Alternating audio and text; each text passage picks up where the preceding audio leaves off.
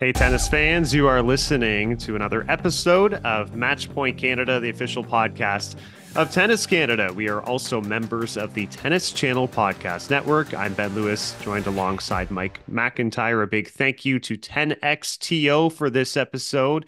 Mike, we have a great guest for this one. Yeah, another Canadian guest joining us on Matchpoint Canada, Marina Stakusic, who obviously came to notoriety last fall, helping Canada's Billie Jean King Cup achieve something that many probably didn't even think was within the realm of possibility, especially given the squad that we had, with her being basically relatively an unknown quantity, not just outside of Canada, but even in Canada, to be fair, with her ranking and overall inexperience. But my goodness, she punched in way higher than her ranking and took out some big players along the way and was a key component, not just like a peripheral player, but a key component in what Canada was able to achieve. 100%. She was very much thrust into the spotlight. And of course, we knew about her going into Billie Jean King Cup because she had had all this success in the ITF circuit. Now she's a full-fledged WTA professional. We get into all of that and much more. Listen into our interview with Canadian tennis player Marina Stakusic. Very happy now to welcome on one of the fastest rising tennis stars in the women's game. She played a huge part of Canada's Billie Jean King Cup winning team last fall. Just this February, she reached the round of 16 at the San Diego Open, and she's also achieved a new career high ranking. So happy to welcome back Marina Stakusic to Match Point Canada. Marina, thanks for joining us. Thanks for having me. Thanks. Marina, we have to thank you also because after that big run with the Billie Jean King Cup, we had so many of our guests and fellow media personalities outside of Canada start asking Ben and I, like, who is this other Canadian tennis player that we have to keep an eye on now? So it was really great, kind of, doing that PR for you. But your play did all the talking, and unfortunately, this year for you, I guess, got started a little slower because of some injury concerns. So just off the Yeah. bat, I wanted to ask you physically, how are things now, and how would you assess your first couple tournaments that you've played this year? Well, first of all, physically, I'm much better than I was at the end of last year. During the finals in Spain, I ended up just having a pretty bad abdominal injury, so I couldn't really. I had to do a lot of rehab. I had to rest a lot, and finally, I was able to play my first tournament back in San Diego a few, like, I think 3.5 months later, which felt like extremely long. I'll bet. But yeah, I mean, I think I did pretty good for the first couple tournaments back. I'm happy that the level is still there. It's not quite, I think, exactly how it was at the end of last year, but I'm happy that I was able to have some good matches so far this year.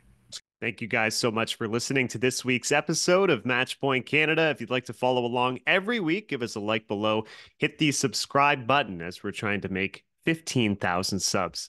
It's great to see you back out there. And I wanted to ask you at this point in your career, early on in your career, do you feel like you belong among the professionals? And I don't mean to suggest otherwise. I just mean, has it kind of sunk in for you that you're on the cusp of the top 200 players in the world and all that you have potentially ahead of you here?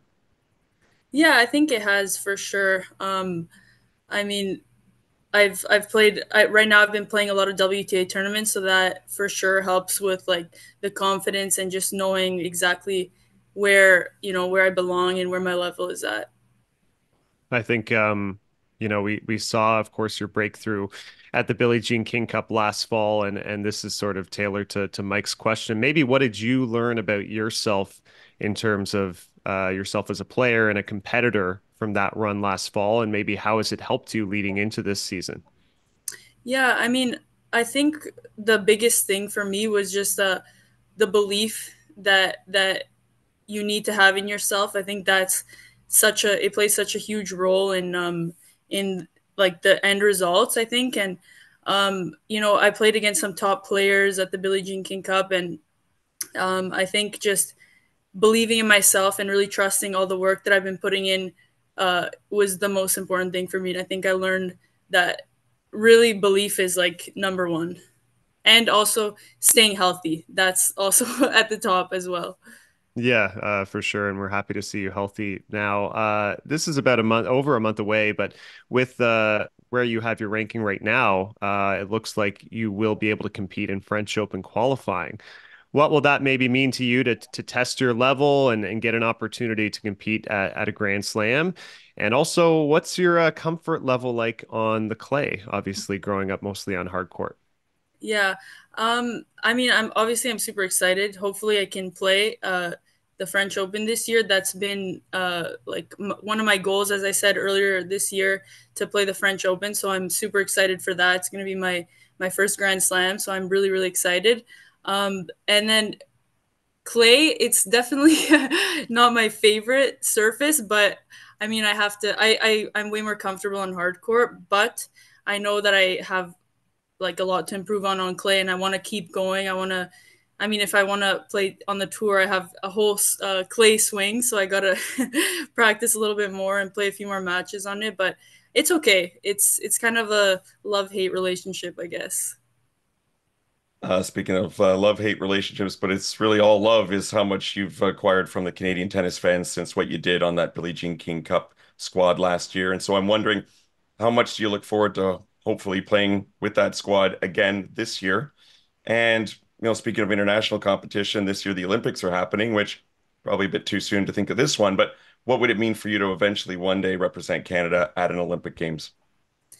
I mean, yeah, that's always been like a dream of mine since I started playing tennis. Just like all other athletes, of course. I I do, of course, want to take it week by week, but it's definitely in the back of my mind playing the Olympics this year for sure. I'm gonna try my best to get to where I need to be able to play, and yeah, I mean, it would mean a lot to represent Canada again. That was at the Billie Jean King Cup. There was really no other feeling like that before, so I think it'll be amazing if I go. I hope I can get there this year. It's such a nice squad that we have in terms of a mix of youth and veterans. You've got Gabby Dabrowski, Rebecca Marino, Jeannie Bouchard, who've been around for a while, and then younger talent like yourself, Leylah Annie Fernandez, of course. Is there anyone on that squad, any of the players, that particularly were helpful for you in that Billie Jean King Cup experience, or even since you've sort of started your pro career, that at any point in time you've reached out to or that have offered any advice to you as you get going here? Yeah, all the girls, like I mean, in the Billie Jean King Cup on the team, they were all super nice and supportive, and they were just kind of guiding me along the way. But like all of them, but for sure, I think Leylah was extremely nice to me. But I mean, everybody else was too. But we really got along like really well. We were still in touch a little bit sometimes, and she said like whenever whatever you need, you can always text me, you can always ask me for advice on certain things. So for sure we really I mean clicked there, and yeah, I mean the rest of the team as well, they're all super nice, they all gave a lot of advice as well. You already mentioned, I mean, getting to play at the French Open was one of the goals for you this season, which you've already achieved. I know top 100 was maybe a stated goal for you ahead of this season as well. Is that still a target for you? And have you added any other long-term goals for this season? For sure right now, like my main goal is for sure to be top 100, and just improving every day and working on certain aspects of my game that need improvements on, and even uh, yeah, I mean, I think, yeah, I think that's those are my main goals right now. Well, a simple follow-up to that. I mean, we see a lot of strengths in your game. The way you can strike the ball is fantastic. Maybe which areas of your game right now are you trying to improve the most? For sure, one of them would be just my quickness on court. I think that can improve a lot.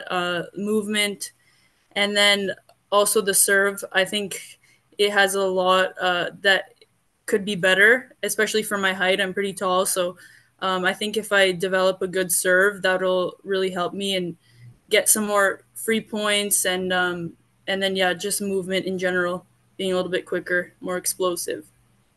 In terms of working on things in practice. I like the background, by the way, that you've got there, 10XTO, and they're one of our big sponsors here on Matchpoint Canada of this episode and have been really for the last couple of years.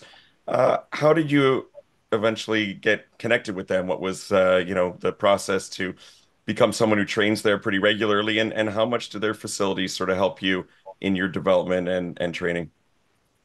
Yeah, I mean it's honestly like one of probably the nicest tennis club in Canada, I think. Um, but yeah, I just we kind of we knew Gary Muller, and he worked here at the time, so we ended up just getting memberships here. I worked with Eddie Nguyen for a few years here. But yeah, I mean it's such a nice club. I always love coming back.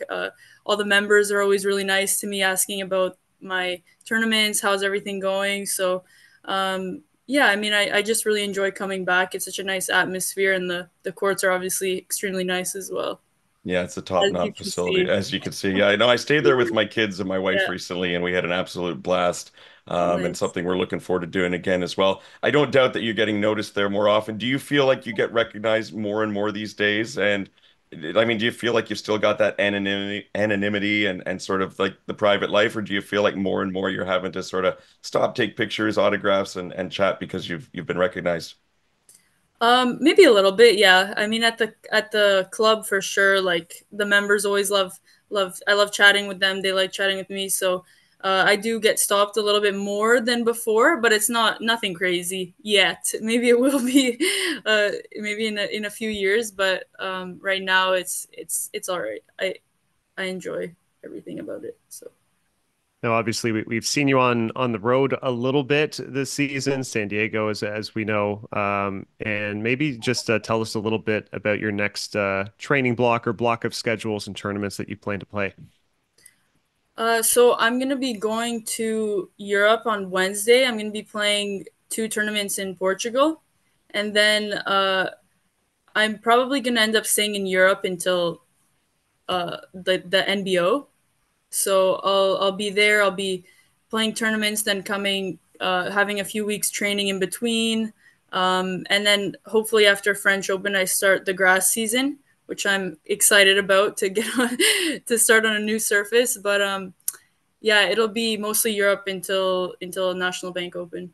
And how has that adjustment maybe been? I've heard from, other pros as they're transitioning to the pro circuit. One of the most challenging things is being on the road so often. Do you mind it? Do you mind sleeping in hotel rooms, or are you pretty comfortable with that? Yeah, I like sleep. I like being on the road. It's part of it. I like exploring different places. I don't think I would have been to any of the places that I've been if it wasn't for tennis. So yeah, I mean, I really enjoy it right now. Obviously I miss home sometimes when I'm gone for a while, and it's nice to be back, like this week now.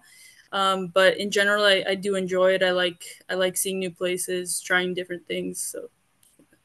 You kind of laughed there for a moment when you mentioned the grass court surface, and I'm just curious, how much experience do you have playing on grass, or is this pretty new to you?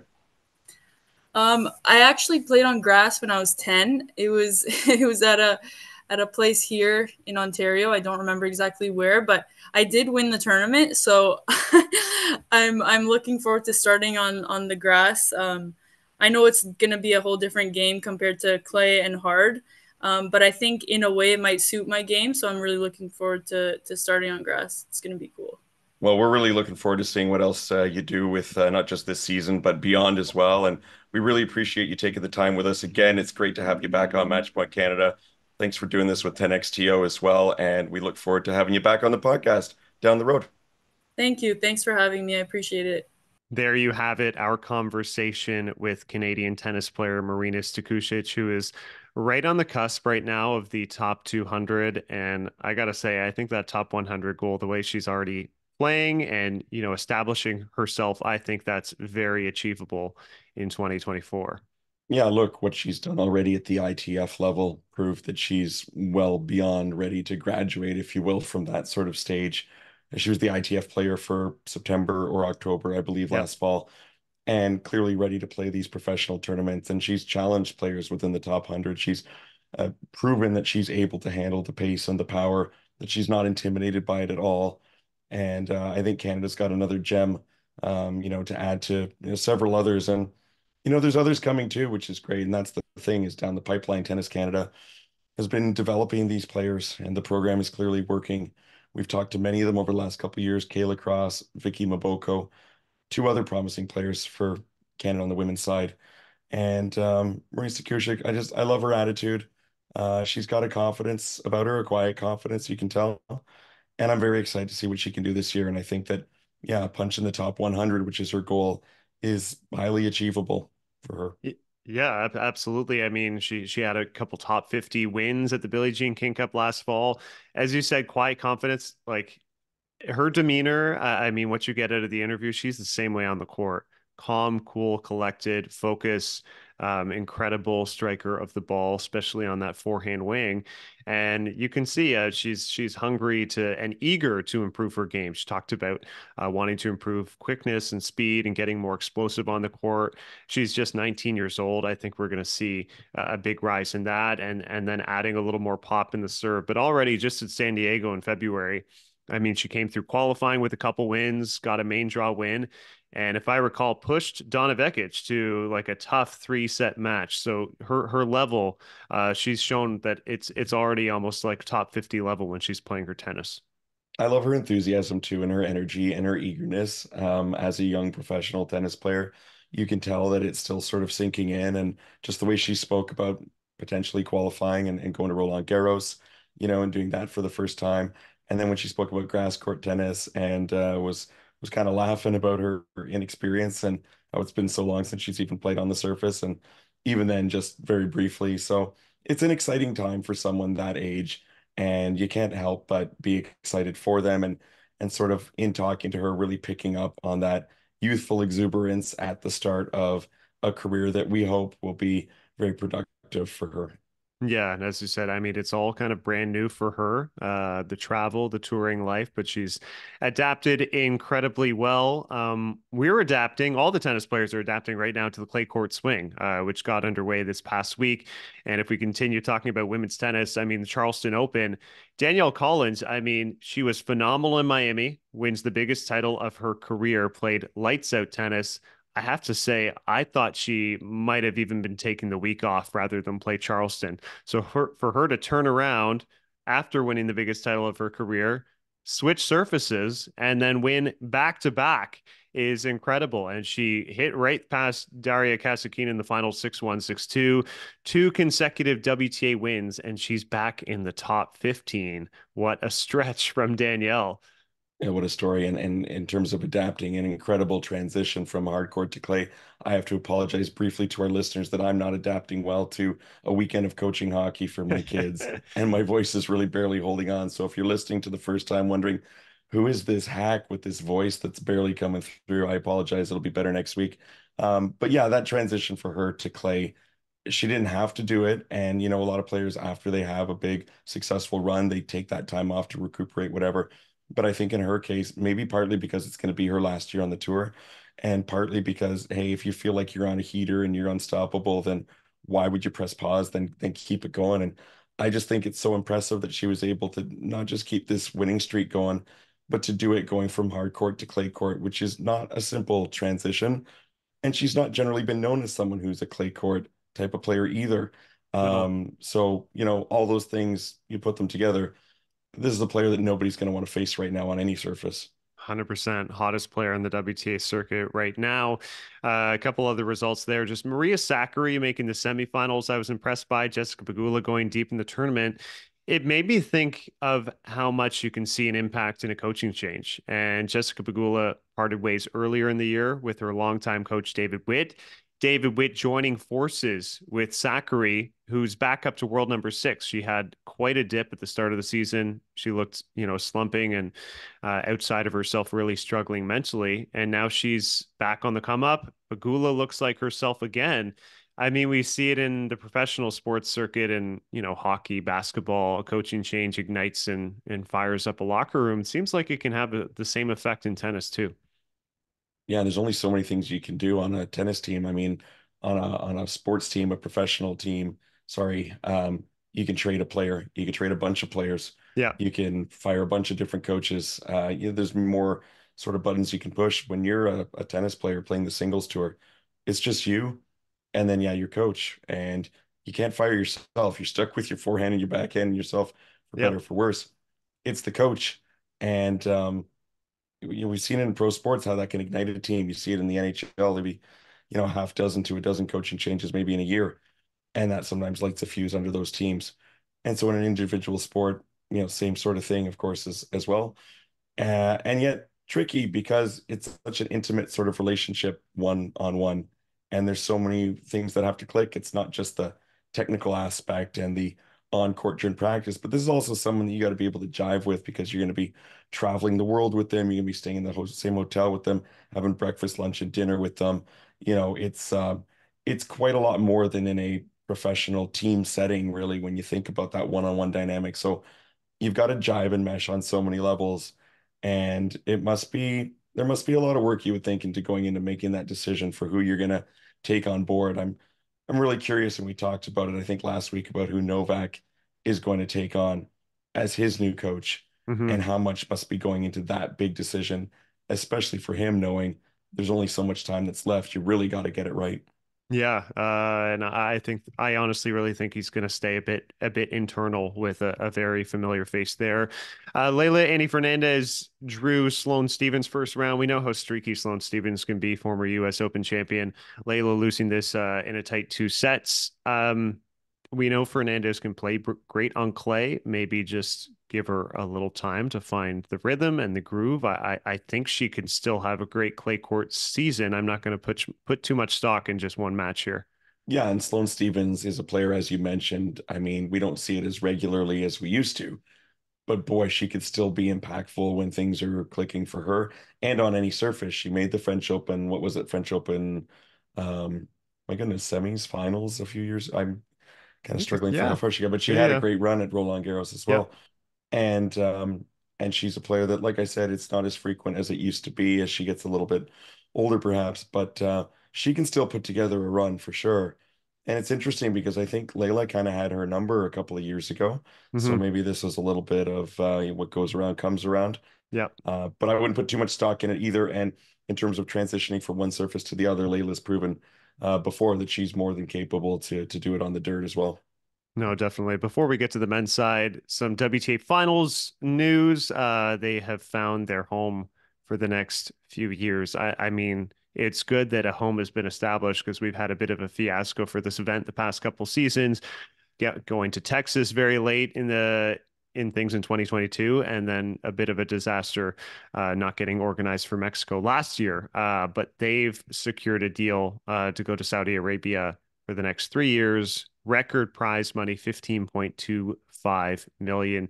I think a lot of tennis fans are going to have to get used to this, that Saudi Arabia is going to have a big footprint in this sport.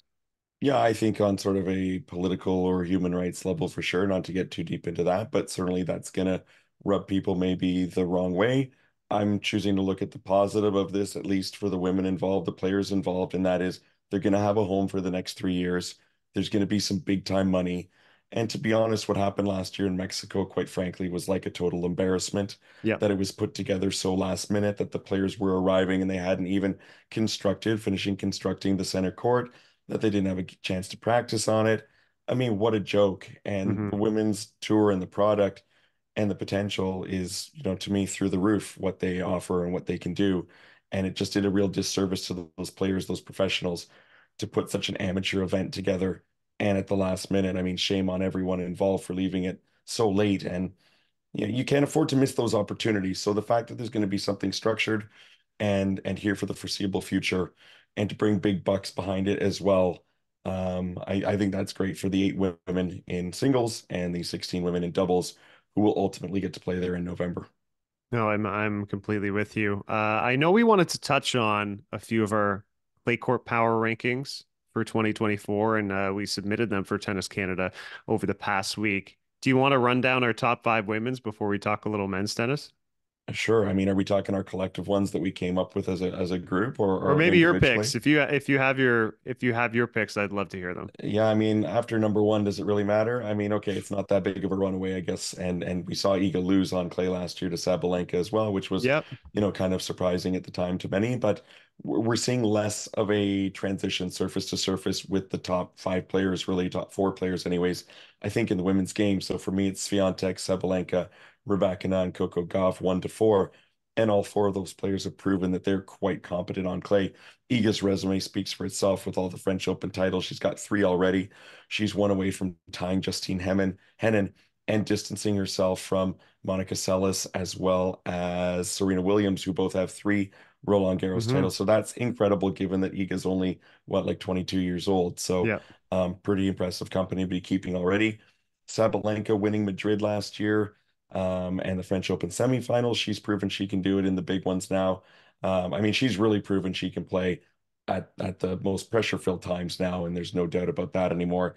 And Rybakina won Rome last year, and Coco Gauff has gone deep at the French before too. So those four, whether it's a hard court or it's a clay court, I don't think there's too much separating, putting them in the top of the game.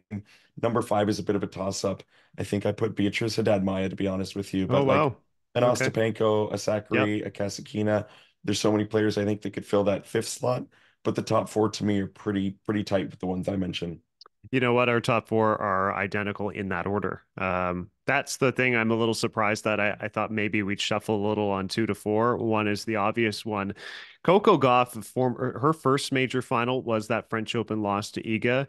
And I remember her tears after the match. She wanted it so bad. Iga's just a cut above on that surface.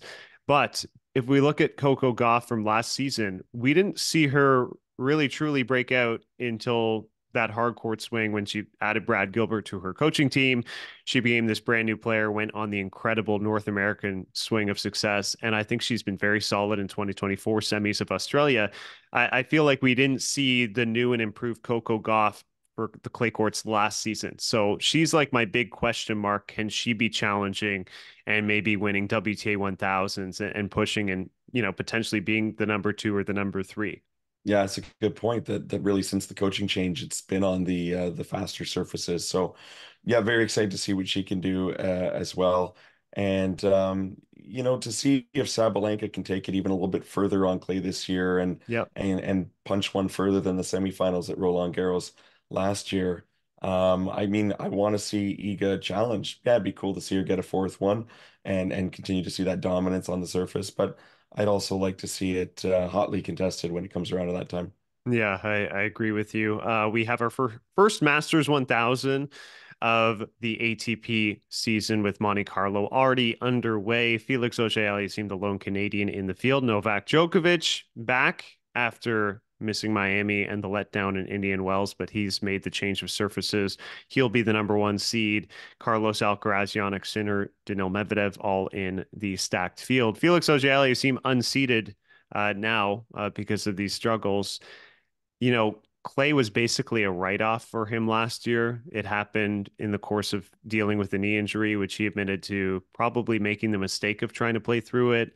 Had the first round exit in the French. It was the clay court season. I almost completely write it off for 2023, but it's a surface he's played well on in the past. 2019, he made a couple finals, and then I always think back to that epic round of 16 match at Roland Garros with Rafael Nadal, where he pushed Rafa to the brink. I mean, that's the Felix I think we dream of seeing again on clay.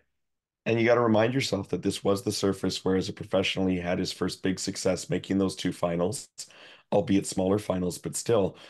And we thought at the time, I remember you and I talking about how, hey, a Canadian on clay on the men's side having some, because it wasn't really the surface for Milos and Vasek. And I mean, Dennis had a little bit of success on clay too, really Yep. going deep in a Masters 1000 before, but we weren't really used to seeing Canadians get to the clay court finals on the men's side. And so the possibility is there, but seeing both him and Dennis, seeing their rankings sort of slide, um, it's hard to really put your head around it because we both think that they're far more talented than the rankings indicate, but the consistency just hasn't quite been there the last year or so. And so maybe being on this new surface, maybe it'll be a bit of a kick in the butt for Felix, and kick him into high gear again.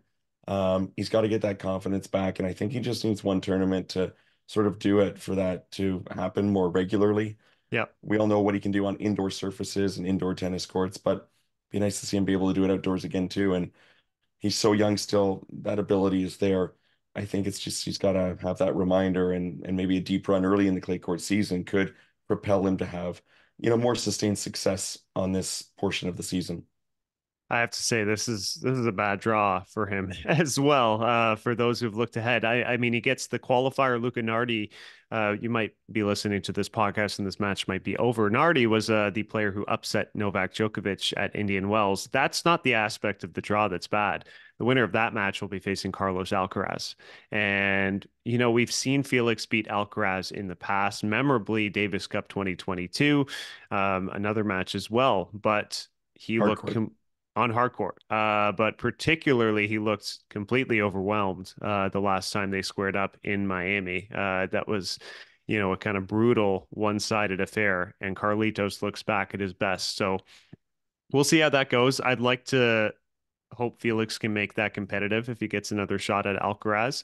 I think the sad news with this event, 11-time champion of Monte Carlo, Rafael Nadal, we were seeing so many training videos. He looked gearing up, potentially ready, but he pulls out and will not be competing. And I think it's getting a lot of Rafa fans, tennis fans, just a little nervous, wondering, are we going to see him back even in time for Roland Garros? Yeah, not just Rafa fans, but like you said, tennis fans overall. And I'm starting to get a little bit of that vibe, like with Federer, as the absence got longer and longer, and it just that comeback that we were all hoping for, that return to the game, didn't happen even for a swan song at Wimbledon for Roger. And I'm starting to feel it's looking less likely that Rafa's going to get to have that moment at Roland Garros. And he will not come back unless he is fully ready to go. He will not come Yep. back at 70% or 80%. He will not do that disservice to his legacy.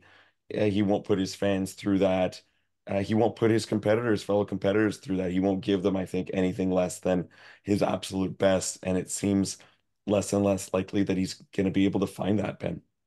I think what I've heard too from what I've read, it's a lot of trouble with the serve that he can't serve pain-free at the moment. And his serve is a bit compromised. And from a lot of training videos, we've barely seen him serve.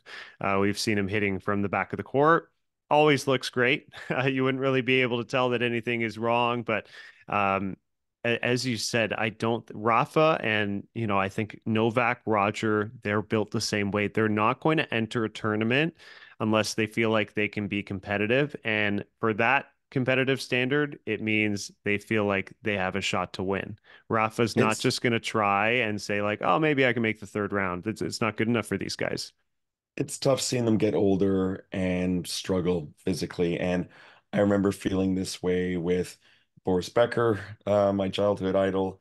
I remember feeling this way with Andre Agassi, as that sciatic problem Yeah. really forced him into decline rapidly in 2006 after making the US Open finals in 2005 against Fed.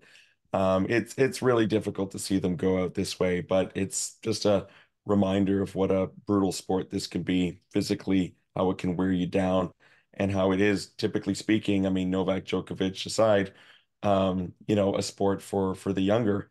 And speaking of older, Djokovic becoming the oldest number one in ATP history just this week. So that is obviously another huge accomplishment for him. And for me, he's the one that I'm most interested on the men's side to see play this clay court swing, aside from if we could get Rafa back, of course, Yeah. because I'm so interested to see if he kind of gets out of this little slump that he's been in. And I mean, he's only played a couple of events this year and he did go deep at the Aussie Open. Many people would take this slump for sure. But for him, I mean, we barely saw him after that. So what's he going to look like? How many events is he going to play? And can a coachless Djokovic for the time being figure things out for himself? Well, it's interesting because last season, Novak did not have a good clay court lead up at all. And he had that early loss in Monte Carlo. I believe Davidovich Fokina beat him there. He didn't win any clay court titles. I remember Alcaraz, of course, beating him in a three-set thriller. I think that was in Rome. So there were already concerns for Novak looking potentially vulnerable at the French Open last year. And then we look at what happened. He flipped that switch and, of course, peaked as he often tries to do, peaked for the slam, which nobody seems to do that any better in the world than Novak Djokovic. I think, I saw him in an interesting ATP video ahead of Monte Carlo. He looked in good spirits and was kind of joking. They were like, any bold predictions for the clay season? He's like, I think I get past the early rounds of Monte Carlo. That's my bold prediction. Maybe I can do semifinals, joking around as if he knows, of course, he has the ability to win it. Then at the same time, we've seen a huge surge from Jannik Sinner this season, Carlos Alcaraz winning Indian Wells, that he doesn't feel like the favorite either. Yeah, so let's talk about our favorites. If you look at our men's power rankings on clay, you go first this time. Sure. How have you got your top five stacked for the men? Yeah, I first off, I have Carlos Alcaraz. And for me, that Indian Wells win, I think, was huge. In part, it can be a reflection of the way the clay courts can play. A little bit slower. He has a little more time to hit that explosive forehand, a little more time to move. And his winning percentage on clay is 80.5%. It's his best surface, I feel. He was incredible on the clay last year, save for, I mean, losing in the semifinals to Novak Djokovic in the French Open.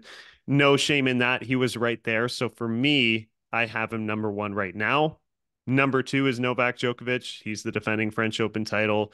Yes, this season has been rough, but I think with his experience and pedigree, you have to put him right up there. Number three, I have Jannik Sinner. And I mean, the season that he's put together, I just think there's no reason to think he can't duplicate and replicate this level of tennis on clay. He hasn't really done it before. We've seen good clay court tennis from him before. He's best on hard courts, but I think with his weapons from the back of the court, he's going to be a threat as well. And my last two, I believe I have Holger Rune in there. I feel like clay can be his best surface. We haven't seen his best tennis yet in 2024, but I think finally he's sort of solidified the coaching situation with Patrick Mouratoglou. He seems happy enough with that arrangement. Number five, Casper Ruud. I think two-time French Open finalist. He's playing a lot better in 2024. He's already made a couple finals on hard court. I think he can transition that over to clay, and he should be someone who's contending for Masters 1000s as well. I like all your placements there. A couple of differences for me on the men's side. I went with Djokovic number one, Yep. maybe out of respect for what he's accomplished and the fact Hmm. that he's still the reigning French Open champion and how he did beat Alcaraz in that semifinal last year. So went with him first. I put Nadal down as number two. This was before his recent sort Yeah. of announcements where it looked like, well, we were hoping maybe we'd see him on the clay. Again, how can you not have Nadal high up there if he is going to be entered? Now it looks doubtful, but again, maybe it's a respect thing for me. Or maybe I'm just a traditionalist. I don't know. I put him up there high. Alcaraz three. I won't repeat your reasons, but my goodness, obviously on clay, he's a beast. I put Sinner at four, but I didn't feel like a confident four. I think I put him at four because of what he's done on hard court so far this year and Okay. how he's taken his overall game to another level. We'll see how that translates to clay. But of all these players, he has the least amount of success on the surface. Yep. And then I also put Holger Rune, well, I guess is my number five because he's had some terrific results at already a young age on the surface. And I think that, yeah, that could really snap his season into high gear. I've got Ruud as my number six, so just a little Okay. bit lower. Because yeah, I mean, we've seen it from him on all sorts of surfaces, but he's had a consistent batch of clay court results the last few years. Yeah. By the way, I do think I had Rafa six on my list, and then obviously now That it's must have just been tough for you to put him all the way down there, it, eh? it was. I mean, it was just such an unknown. I think if I had seen him play Indian Wells and see his body hold together, I would put him in the top five for sure. But yeah, now I'd be very concerned without him playing Monte Carlo. If I really think we need to see him get back in a tournament to really have a shot. Yeah, that's Um, fair. yeah, a couple changes on the doubles Doubles. circuit. Yeah, Yeah, we got to talk some doubles. And I think we're guilty, like many tennis fans are, of not giving doubles enough focus. yeah. And look, we both certainly enjoy doubles. I love watching it. I've really started getting into playing doubles more, probably after I hit 40, I guess. A little easier on me. Mm, You're playing a lot of doubles and had yeah. some good success this weekend. You were telling me before we hit record as well, playing doubles. So yeah, let's give it a little bit of chatter here and some changes being trialed starting in Madrid on the ATP. This will be at certain events through 2024. And officially, they say that the trial aims to increase the exposure and marketing appeal of the doubles game by creating new narratives and storylines for fans, a better on-site experience at tournaments, and enhanced product for broadcast. Some of the proposed changes, the bigger ones include 15-second serve clock on the players instead of 25 to try and speed things up. Half of the teams entered can reserve a spot based on their singles ranking to encourage more singles players to get into the doubles as well. It's going to be a Tuesday to Saturday of the second week of the bigger tournaments. So no doubles, I guess, if I'm Week reading one. that Yeah. correctly, in week one. Hmm. And there's going to be free fan movement during points, so you won't have to wait for the odd games to take your seat or get something from the concessions. You tell me your take on these, because I got some for sure to share with our listeners in a minute. Okay. Firstly, I like the serve clock. Doubles is a quick, fast-paced game in that you're probably not expending too much energy. Even if you have these exciting points, you're ultimately covering half the court. So there's no reason why we can't change the serve clock back to 15. But I'm what about half the time? I just to throw in, like, what about the time the doubles strategy players time. need to strategy before the next Yeah. serve, right? Okay, Like that's fair. 15 seconds to me 15 seems is tight. like, Maybe 20. but they're going I with the 15, right? So it's going to yeah, really take okay. away some of that. You're going to really need to jive with your partner and maybe work on That's more of the true. hand signals, I guess, you know? Yeah, you got to be quick with hand signals then, because doubles is such a communication game, which I can certainly attest to. I'm very pro free fan movement. Last summer, one of my favorite doubles matches that I personally played was inter-county, and we went to the Aurora Tennis Club, and we were on the road, and they brought out all their club to watch these matches, and there's just a collection of sort of noise and people moving around behind you, but it felt like such a fun atmosphere. And there's not that same type of sort of tension, pressure in this quiet singles match that you have in doubles. I think it's like, I don't know how it works that way. It's just extra people on the court. It just feels like it can be lively around you and you don't mind. So I I'm mean, I all think for that's one of that. those, I think that's one of those things that tennis in general could kind of ease up on. And Yeah, to me, tennis players are a little soft in this regard, maybe compared to athletes in other that's sports. fair. A little bit of movement, right? I mean, and they're not giving the green light to heckle the players, but a little, yeah. But Yep. it'll be interesting to see how the players react to this. But I like that one. Yeah, I'm on board with that. Yeah, okay. I want your take on this one because so half the teams reserving a spot based on their singles ranking. Yes, tournaments they seem to get a lot more interesting these Masters 1000s or WTA 1000s if you have kind of star players in the field in singles playing doubles, people will go watch them. Is that taking away double spots from doubles specialists is my concern. Yeah, this is really not fair to doubles players, and I don't even want to call them doubles specialists because this is their job, this is their Yeah. gig, this is their career, right? Like it's almost like when you use the term journeyman, on a tennis player. It's like, whoa, hold on, this is a professional tennis player. And so these doubles players have earned the right based on their ranking. I mean, you're not going to allow doubles players into the singles draw based on their ranking. No. So to me, it's not really fair. I can imagine it's ruffling feathers of, I mean, look, if you're a top 10 doubles player, what does it matter? You're still going to get in. But for the players that are ranked lower, they're going to lose their double spot. Like this is their bread and butter. This is what they're making their livelihood on. Yeah. So it's already tough enough for them having, less prize money at the tournament. So I don't think it's cool in that sense. Look, if you take a tournament like the National Bank Open, we get a ton of singles players already, I feel like, in the For doubles sure. draw. Yep. So, what's the deal? Are there more singles players out there that want to play in these events, week in and week out? Are we going to see a lot of them take advantage of this? I don't even know. Maybe it'll be a moot point because it's not going to really sway things for them, especially if you're putting the doubles draw the second week. That's when singles players, the big singles players, are hopefully going deep in the quarters, semis, and Yes. finals.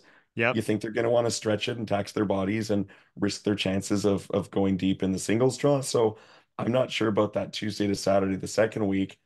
Also, the first week of an event when all the courts are in use, that's when you want to see the doubles. That's when you want to see all the courts going and having the Hmm. singles, the doubles, and showcasing everything a sport has to offer. You throw that the second week, it's only the people can afford those more expensive tickets to go see it. You're going to miss out on a lot of people. I mean, you say it's for fans, better on-site experience. You want those fans that are going for the cheaper tickets, the Monday, Tuesdays, to get to see the doubles too, I feel like. And that's sorry to keep going here, but as a parent of three kids, if I'm bringing my kids to a tennis tournament, I can't afford to bring them during the second week. I got to Yeah. go see the Monday, Tuesday.